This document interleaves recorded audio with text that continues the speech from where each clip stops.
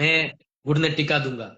ठीक है ना। बिल्कुल। एक है ये जीयू आई हैव ए स्क्रीनशॉट, यूं कर स्क्रीनशॉट गाल भूंगली बड़ा और डुंगम गाल दो स्क्रीनशॉट मारो कहीं घंटा फर्क कौन पड़े। ठीक है ना। स्क्रीनशॉट बिल्कुल। के मैं कोई अट कोई मतलब कि बहन बेटी और गाड़ी थोड़ी दे रहा हूँ, कहीं गाली कह रहा थोड़ी हूँ वो हुनो को देगी। नहीं। स्क्रीनशॉट तुम ले, 1 मिनट रुक थन बारिश टेक में, 1 मिनट रुक स्क्रीनशॉट ले ले तू। 1 मिनट रुक जाओ, बात टेकन दो मैंने, 1 मिनट रुक जाओ। हाँ बस हम बोलो, वो हम बाहर बैठी बैठी तुम ले स्क्रीनशॉट। तो आप बिल्कुल। देखो चिंता नहीं करनी, बाकी ये देखो ये फालतू री अफवाह है यू नो। अब मैं वहां पर ते इन वीडियो में मोइन कहो है कि मैं रावणा हूं इसलिए तुम्हारे को जलन हो रही है, मैं रावणा ही रहूंगा। बस। अरे भाई बिल्कुल। तेरे को पता था ये छोटा सा शब्द बोलूंगा समाज गुमराह हो जाएगा और समाज मेरे पीछे लग जाएगा।